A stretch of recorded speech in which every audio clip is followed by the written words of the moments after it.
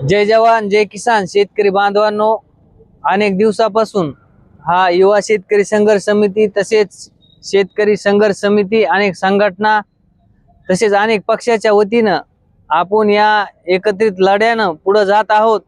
तसेच आपल्या या 2400 रुपये भावाच्या पुढे आपण गेलो, त्याच्यानंतर 2775 पर्यंत भाव मिळवला। त्याच प्रमाणामध्ये आपण जर बघितलं तर या कारखानदारांना आपले बिल रोखले होते।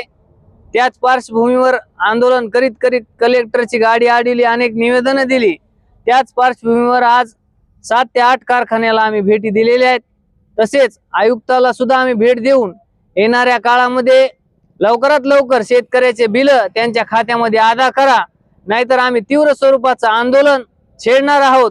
यासाठी या एमडी असतील किंवा कारखान्याचे संचालक असतील यांना भेटी दिलेल्या आहेत।